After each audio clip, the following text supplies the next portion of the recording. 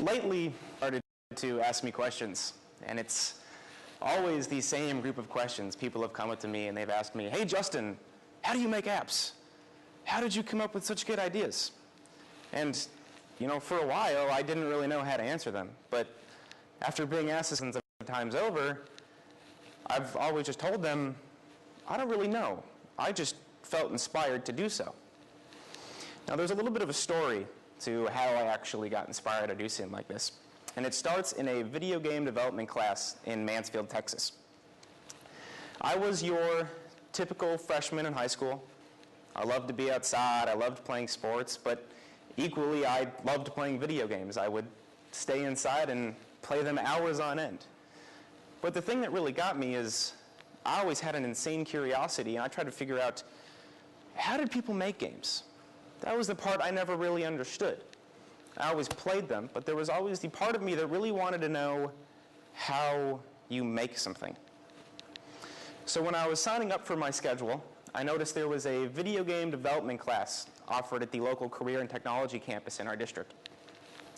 I probably should have been taking some classes that were actually going to get some requirements out of the way, but what the heck, I figured, let's take it.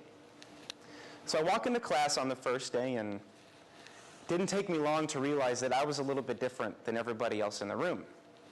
Everybody else in there was, they were all mainly seniors. They were all there looking to take an easy class just to kind of get them by their senior year. They were hoping it was going to be fun and really easy, and it kind of wasn't either. And so I got in there, and I really had a passion to learn. That's what set me apart. But being only a small little freshman and not really knowing anything about how to code, I started to struggle at first. We went through the material, and I didn't really know what was going on. The games I was making in class looked nothing like the ones I had played. And I kind of started to put myself down a little bit. I told myself that I didn't know how to do it and I wouldn't be able to learn. But then a teacher came in and kind of saved me. Her name was Miss Shyla Vire, and she was the teacher of that class. And she came in and noticed that I actually had a passion for making things. And she took me aside and she gave me goals. She told me, I want you to make something better than what the requirements tell you to make. She said, all the other students are going to make the game the curriculum tells them to make.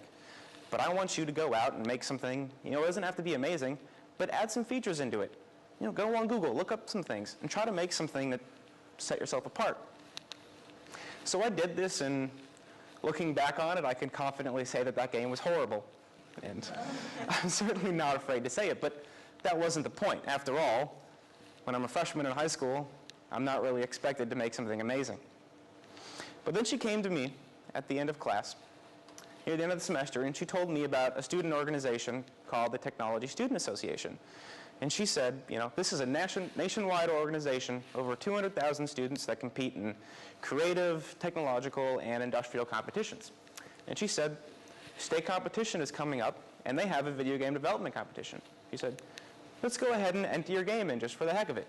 Now, I didn't know how many applicants there were going to be. I figured, there's no way I'd place or even get first or anything like that. But after going to competition on the last day, I got the results back, and I came in first. Little did I know, she told me a week later the only one who had actually submitted a game for that competition.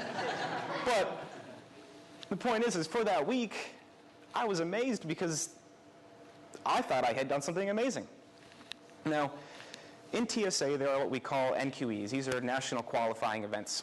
And you have to make one of these in order, and you have to qualify if you want to go to nationals. And that year, nationals was in... That year, it was in Denver, Colorado. And she told me that, I hadn't qualified, but she really wanted to take me with. And, when somebody tells me that the school is going to pay for me to go to Colorado for a week in the middle of the summer, I might as well do it. So she takes me with, and I got to see all of these amazing students doing amazing things. And I kind of set a goal out for myself to make it back and actually compete in something. So I competed in video game development and a couple other things for the next couple years. And one year I was actually lucky enough to have some success, and I actually placed third in the nation for video game development. And this time I can actually say people were entered in it. So I did that. But the theme throughout TSA that Ms. Fire taught me was to always be able to stand in front of my product. She told me that if I made something that I could confidently stand in front of and tell anybody who made it, I would actually create something good. So she noticed two things about me. She noticed a passion and a drive.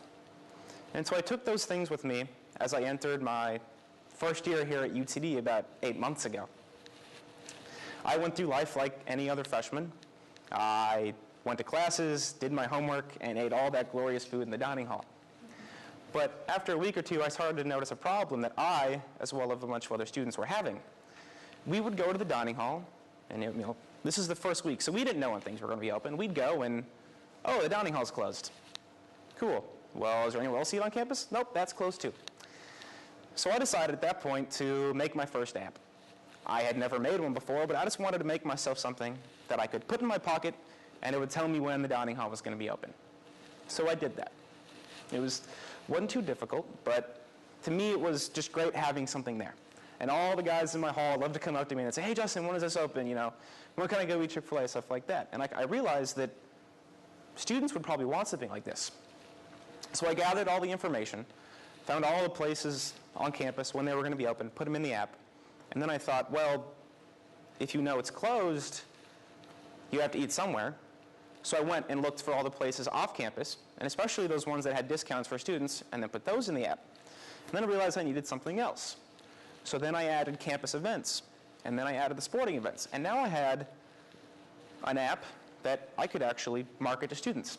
So I had a website, an iOS app, and an Android app. And I put them out there. And let me tell you, when I first put them out there, the reviews and feedback were horrible. People were complaining to me about how it wasn't as good as Yelp. People can go use Urban Spoon and they can get even more restaurants. Well, that wasn't the point, because at no point does Yelp ever tell you when the dining hall is going to be open. It's just not what it does. So I took this, and it seemed mild success. If I look at the analytics now, I can safely say that it's not the world's best app. It's being used by around 400 students actively every day. But to me, that's what really matters. I realized that success doesn't come from selling millions of copies and making millions of dollars. It comes from actually helping people. And when I took a step back, I realized I actually had. Reviews started to come in, and people said it was actually helping them. They knew when things were going to be open. And I can go onto it and see that people are actually using it. And that's what really inspires me, is that things I make can help people. So what I learned throughout this whole process was that there's three main things that really help you make something. One being the passion. You have to actually really want to make something. Two, being having the ability to actually stand behind your product. And I learned that with UTD Eats, I can actually stand in front of it and tell anybody that I'm the one who made it, and I feel confident in saying that. And then three, there's actually identifying a problem. And that is, finding something that you can actually solve and putting time into doing it. I made sure and asked all sorts of my users, what would you like to see next? What would you like to see next? And there's going to be a lot of stuff rolling out over the next year. What I really want to say is that the best coders or developers, they're not just the ones that have the best skill set. They're the ones who have those three things. They're the ones who have the passion, the stance, and the creativity. Now, a lot of people come up to me and they'll say, hey, how do I get into this? And I just tell them, be brave. Be the one that actually makes a difference. Be the one that actually steps up to the plate and takes a swing. Thank you.